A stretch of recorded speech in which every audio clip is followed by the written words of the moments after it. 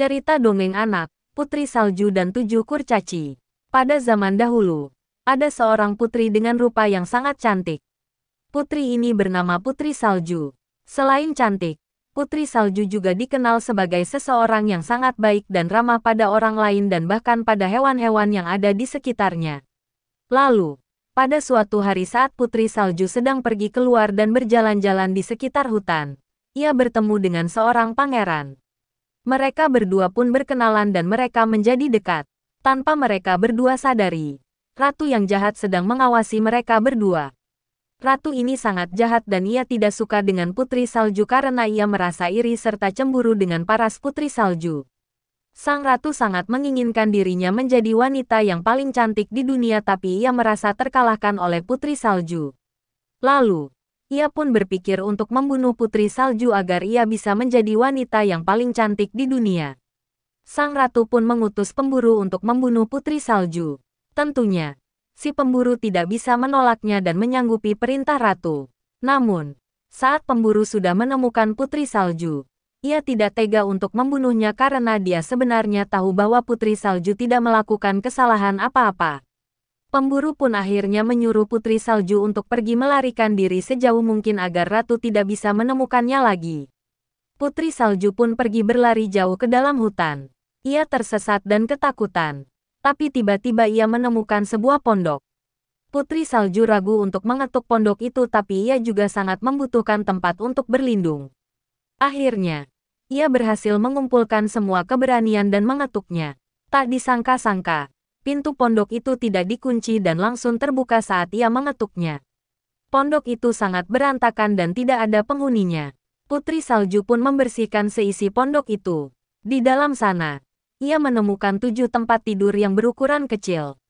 Putri Salju mengira yang tinggal di pondok itu adalah anak-anak. Putri Salju pun mengistirahatkan kepalanya sejenak dan ia malah tertidur. Di waktu yang bersamaan, ketujuh kurcaci pemilik pondok itu sedang berjalan dengan semangat menuju rumahnya.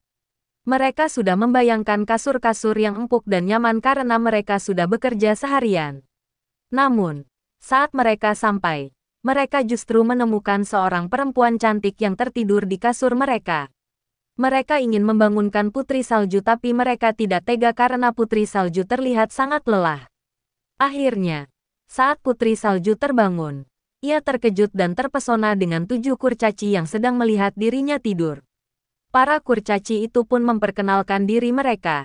Nama mereka adalah Dopey, Sneezy, Happy, Grumpy, Dog, Bashful, dan Sleepy. Putri Salju menceritakan alasan dirinya pergi jauh ke dalam hutan. Para kurcaci pun merasa iba dan membiarkan Putri Salju untuk tinggal bersama mereka sementara waktu. Mereka berpesta dan bergembira bersama-sama.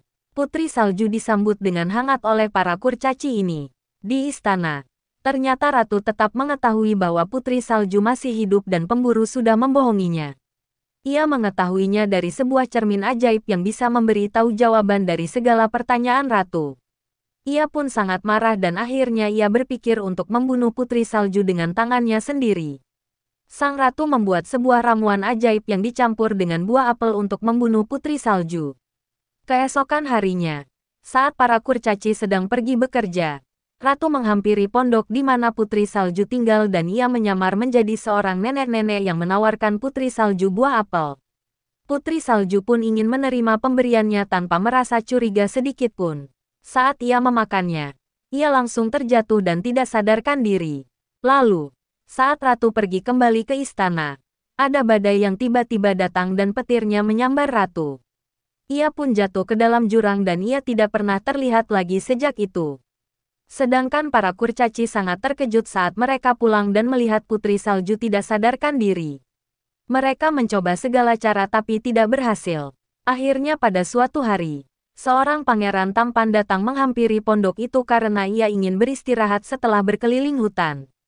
Ternyata, pangeran ini sudah mencari-cari Putri Salju sejak lama. Para kurcaci pun membiarkan pangeran ini masuk. Ia melihat wajah Putri Salju dengan tatapan penuh cinta dan sedih karena Putri Salju tidak bisa terbangun. Sang pangeran pun menciumnya dengan tulus dan tiba-tiba Putri Salju terbangun. Ternyata, mantra jahat ratu bisa terpatahkan oleh ciuman cinta sejati. Akhirnya mereka berdua pun kembali ke kerajaan dan menikah.